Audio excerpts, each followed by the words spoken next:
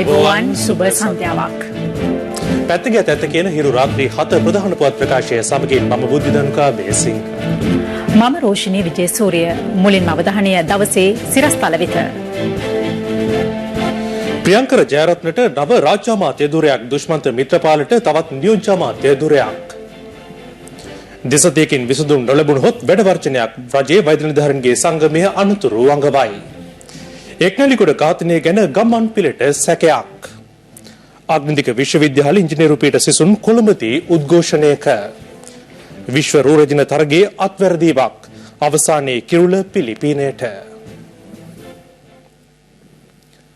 රජයේ අමාත්‍ය දුරවල අද යලි සංශෝධනයක් සිදු වුණා. ඊට අදාළ දියුරුම් දීම අද පසුරුවේ ජනාධිපති මෛත්‍රීපාල සිරිසේන මහතා ඉදිරියේ සිදු කෙරුණේ ජනාධිපති කාර්යාලයේදී. නීතිය සාමය හා බන්ධනාගාර ප්‍රතිසංස්කරණ රාජ්‍ය අමාත්‍යවරයා ලෙස කටයුතු කළ ප්‍රියංකර ජයරත්න මහතා පළාත් පාලන සහ පළාත් සභා රාජ්‍ය අමාත්‍යවරයා ලෙස අද දියුරුම් දුන්නා. අධිකරණ නියෝජ්‍ය අමාත්‍යවරයා ලෙස කටයුතු කරන සරතිය දුෂ්මන්ත මිත්‍රපාල මහතා එම දුරයට අමතරව අද දියුරුම් දුන්නේ බුද්ධ ශාසන නියෝජ්‍ය අමාත්‍ය දුරය සඳහායි. රාජ්‍ය සේවකීන්ගේ ඉල්ලීම් 3ක් සඳහා විසඳුම් ලබා දීමට රජයට සති 2ක කාලයක් ලබා දෙන බව රාජ්‍යයේ වෛද්‍ය නිලධාරීන්ගේ සංගමය පවසනවා. කොළඹදී ප්‍රවෘත්ති සාකච්ඡාවක් ඇඳවමින් එම සංගමය අනුතුරුවඟ වූයේ අදාළ කාලය තුල ගැටලු නොවිසඳුණහොත් තවත් වෘත්තීය සමිති කිහිපයක් සමග දීප ව්‍යාප්ත වැඩවර්ජනයකට යොමු වන බවයි. දවසේ පුවත 2016 අයවැයෙන් රජයේ සේවකයන්ට බලපෑ ඇති ගැටලු පිළිබඳ දැනුවත් කිරීමද මෙම ප්‍රවෘත්ති සාකච්ඡාවේදී සිදු කෙරුණා. 2016 අයවැයෙන් රජයේ සේවකයන්ගේ විශ්‍රාම වැටුප් අහිමිවීම, වැටුප් අනුපාතය 1:4 සිට 1:3.5 දක්වා අඩුවීම, තීරුබදු වාහන බලපත්‍ර කප්පාදුව, ඉන්දු ලංකා වෙළඳ හා සේවා ගිවිසුම හරහා ශ්‍රී ලංකා රැකියා වෙළඳපොළ ආක්‍රමණය කිරීම හා මාලබේ පෞද්ගලික වෛද්‍ය විද්‍යාලයේ සිසුන්ට රජයේ රෝහල් තුළ සායනික පුහුණුව ලබා දීමට අවසර දීම යන කරුණු සඳහා වෛද්‍ය නිලධාරී සංගමයේ විසඳුම් අපේක්ෂා කරනවා. අතිගාරි ජනාධිපතිතුමාට සෞඛ්‍ය ඇමතිවරයා ඉඳෙද්දි කවදාවත් දුන්නේ නැහැ රජයේ රෝහල් පාවිච්චි කරන්න. හැබැයි දැන් සෞඛ්‍ය අමාත්‍යාංශය එකඟ වෙලා තියෙනවා රජයේ රෝහල් භාවිතා කරන්න දෙන්න. වැඩිම වටිනාකමක් තියෙන කොටස තමයි සායනික පුහුණුව කියන එක. ඒ කොටස කෙරෙන්නේ රාජ්‍ය ආයතන තුල නම් ලක්ෂ 110ක් ඒ ශිෂ්‍යයන්ගෙන් අය කරනවා. එයින් රුපියල් 50000ක් රජයට දෙනවා. එතකොට කවුද මේකේ ලාභය ගන්නේ? පෞද්ගලික ආයතනයක් විතරයි. ප්‍රමිතිය පිළිබඳ කිසිදු ගැටලුවක් එන්නේ නැහැ. වෛද්‍ය විද්‍යාලයයි රෝහලයි රජයට පවර ගන්න. මේ පිළිබඳව රජයේ ප්‍රතිචාරය දක්වන්න අපි සති 2ක් කල් දෙන්න අද තීරණය කරා. ජනවාරි මුල සතියේ වෘත්තීය සමිති ගණනාවක් එකතු වෙලා දැවැන්ත වර්ජනයක් වෙන්න පුළුවන්. ඔබතුමාලගේ ඉල්ලීම් සම්බන්ධයෙන් අග්‍රාමාත්‍යතුමා පාර්ලිමේන්තුවේදී දැඩිලෙස කතා බහ කළා. දැන් ඔබතුමාලා හිතනවාද මේ අගමැතිතුමත් එක්ක සාකච්ඡා කරලා මේ ඉල්ලීම් වලට විසඳුම ලැබෙයි කියලා? දැන් රටේ නායකයා ඉන්නේ මෛත්‍රීපාල සිරිසේන මහත්තයා. එතුමා ජනාධිපති. ඒතකොට දෙවැනි පුරවැසියා අගමැතිතුමා. විවිධ ප්‍රකාශ විවිධය කරනවා. සෞඛ්‍ය අමාත්‍යතුමා විවිධ ප්‍රකාශ කරනවා. නමුත් සෞඛ්‍ය ක්ෂේත්‍රයේ ගැටලුවක් තියෙනවා අපි සාකච්ඡා කරනවා සෞඛ්‍ය අමාත්‍යතුමායි. ඒක තමයි අපිට පුළුවන් අන්නේ මතයක් ඉවසන්න. ඉතින් ඉවසන්න බැරි අයට පුළුවන් බණින්න.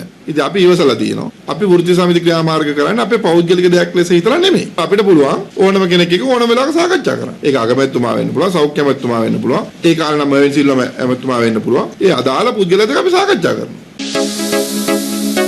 දවසේ පුවත සුපිරි අධිවේගී ඩයලොග් හෝම් බ්‍රෝඩ්බෑන්ඩ් සම්බන්ධතාව දැන් රුපියල් 2900යි. මහජන බැංකුවේ මොබයිල් සහ ඉන්ටර්නෙට් බැංකිංగ్ සේවාව මගින් ඔබත් සුවපහසු ජීවන රටාව අත්විඳින්න. ජනහද හඳුන්වන මහජන බැංකුව. විතරට සිට එවන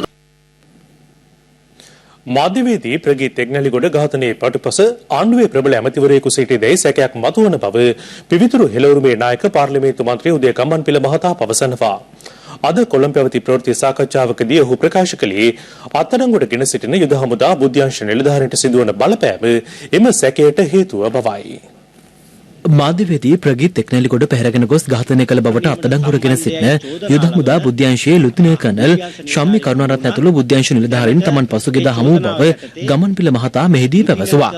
ලුතිනන් කර්නල් ශම්මි කරුණාරත්නගේ නියෝගය මත අනිත් නිලධාරීන් එකතු වෙලා ප්‍රගීත් එක්නැලිගොඩ ඝාතනය කරා කියන්න ඕනි. ශම්මි කරුණාරත්නගේ ප්‍රකාශයෙන් කියවෙන්න ඕනි. ගෝඨාභය රාජපක්ෂ මහතා දුරකථනයෙන් මට දුන්නු උපදේශක් මතයි මම මේ දේ කරේ කියන්නේ. මේ සෑම නිලධාරියාම කළ යුතු ප්‍රකාශය පොලිසියෙන් සකස් කරලා තියෙනවා. සහකාර පොලිස් අධිකාරී ශානි අබේසේකර කියනවා ඔබ කිසි වරදක් කළා නැහැ. අපිට ඔබ රඳවගෙන ඉන්න බෑ. ඔයාට තියෙන අස්සන ගහන්න විතරයි හෙට ගෙදර. ප්‍රගී ටෙක්නොලොජිගොඩගේ සැබෑ ඝාතකයා මේ ආණ්ඩුවේ ප්‍රබල ඇමතිවරයෙක්ද කියන සාධාරණ සැකය අපිට මතු වෙනවා. රණවිරුවන්ට අත තියනවා කියන්නේ ණයාට ගහලා පොල්ල වරද්ද ගන්නවා කියන එකයි. මේ ආණ්ඩුවේ අවසානයේ ආරම්භය වෙන්නේ මේ රණවිරුවන් දේශපාලනය වෙනුවෙන් දඩයම් කිරීම කියන එක අපි මේ ආණ්ඩුවට මතක් කරනවා. පක්ෂ දේශපාලනයේ මොකක් වුණත් මේ ආණ්ඩුව රකින්න මේ ආණ්ඩුවට ආදරය කරන අය අපිට වඩා කලින් මේ තුච්ච ක්‍රියාවට එරෙහිව විරෝධය පායි කියලා අපි බලාපොරොත්තු වෙනවා.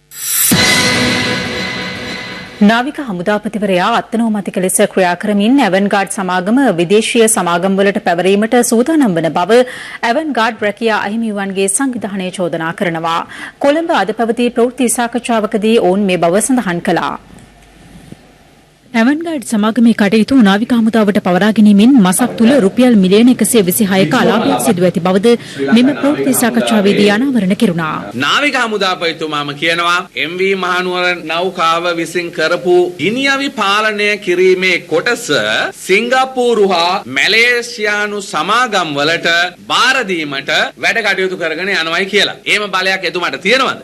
කවුද ඒ අධිකාරී බලය දුන්නේ? ජනාධිපතිතුමා කීප අවස්ථාවකදී ප්‍රකාශ කරලා තිබුණා රාජ්‍ය ප්‍රතිපත්තිය වන්නේ දේශීය ව්‍යාපාර ප්‍රවර්ධනය මිස දේශීය ව්‍යාපාර පවරා ගැනීම නොවේ. ශ්‍රී ලංකා නාවික හමුදාව වැනි ශ්‍රේෂ්ඨ හමුදාවක හමුදාපති ධූරය දරන නිලධාරියෙක් තමන්ගේ අභිමතය පරිදි මේ වගේ වැඩ කටයුතු කරන්නේ නැහැ. ඔහුගේ පිටිපස්සෙන් ක්‍රියාත්මක වෙන බලල්ලත් නැත්තම් බලල්ලත් තමයි මේ ඇවන්ගාඩ් ව්‍යාපෘතිය දැන් පිට රටවල් වලට දීමට පිඹුරුපත් සාකච්ඡා කරගෙන මේ වැඩේට නාවික හමුදාපතිතුමාව බිල්ලට දෙන්න යන්නේ.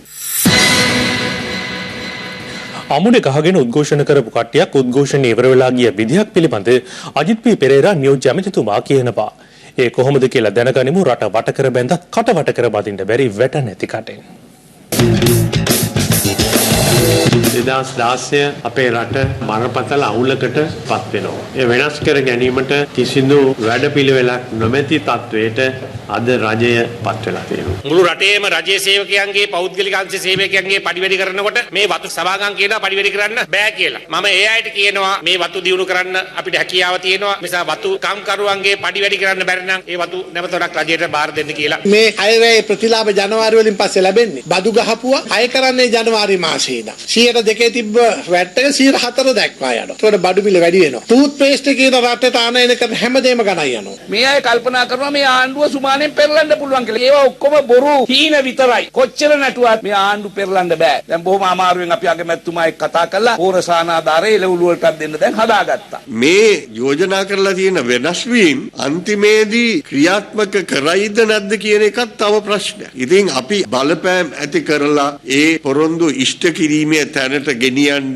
කටයුතු කළ යුතුයි. කුඩා කුඩා පැලස්තර විසඳුම් ගෙනාවට ආර්ථිකයේ විනාශකාරී දිශාවකට ඇදගෙන යාමට සමත් වෙන හරයක් තමයි මේ අයවැය ලේඛනයේ තිබෙන්නේ. සියලු ජනතාවගේ අයිතිවාසිකම් කප්පාදුවට ලක් වුණු අයවැය ලේඛනයක් බව සමාජයේ ඇතිවෙච්ච නැගිටීම් සහ විරෝධතාවයන් හමුවෙන් පෙන්눔 කරලා තිබෙනවා. අපේ ජනතා විමුක්ති පෙරමුණේ සහෝදරයෝ අමුඩ ගහලා අරන් ආවා කොළඹ නගරට පෙළපාලිය. පෙළපාලිය ඉවරෙච්ච ගමන් ගොවියෝ ටික නගිනවා අමුඩ පිටින් කැබ් එකට. අඩු ගානේ නැගපි ආපු බස් එකට නෑ බස් එක නෙමෙයි කැබ් එකේ ආපු කට්ටිය.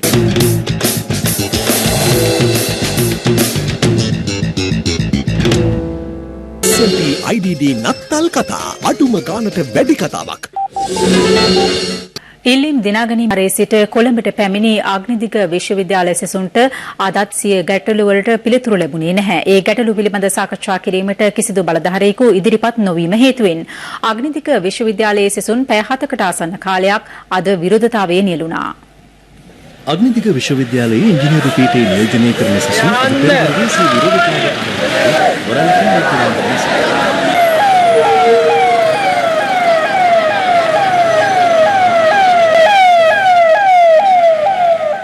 ඉංජිනේරු පීඨයේ වෙනත් තැනක ස්ථාපිත කිරීමට කටයුතු කරන ලෙසට බලධාරීන්ට බල කිරීම එහි අරමුණ වුණා. සිසුන් ප්‍රකාශ කළේ අග්නිදිග විශ්වවිද්‍යාලයේ දුර බැහැර පිහිටීම නිසා ආචාර්යවරුන් අධ්‍යයන කටයුතු සඳහා නොපැමිණෙන බවයි. සිසුන් පාගමනින් විශ්වවිද්‍යාල ප්‍රතිපාදන කොමිෂන් සභාව ඉදිරියට පැමිණියා. එම කොමිසමේ සභාපති හමු වීමේ අරමුණින්. කෙසේ වෙතත් ඒ සඳහා සිසුන්ට ඉඩ ලැබුණේ නැහැ.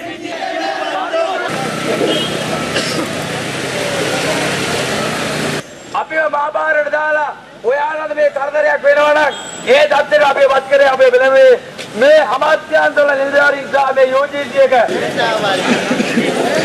අනතුර සිසුන් සූදානම් ඒ විෂය භාර අමාත්‍ය ලක්ෂ්මන් කිරියාල මහතා හමුවෙන්නටයි.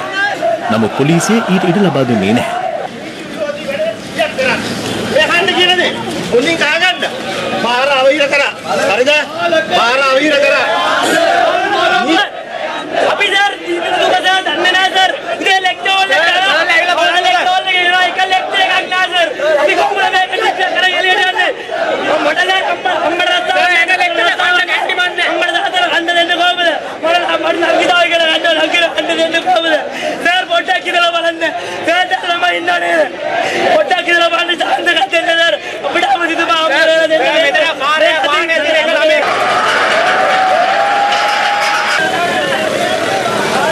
අනතුරුව සිසුන් පුරාණ ප්‍රදේශයට පැමිණ මාර්ගය අවහිර කරමින් විරෝධතාවයේ නියැලුනේ බලධාරියෙකු පැමිණෙන තුරුයි.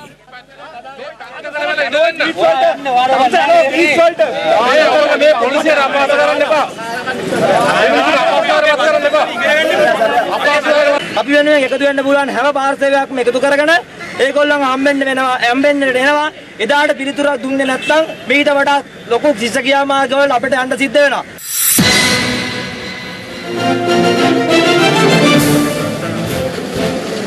උත්සව සමයට විශේෂ ප්‍රවාහන සේවා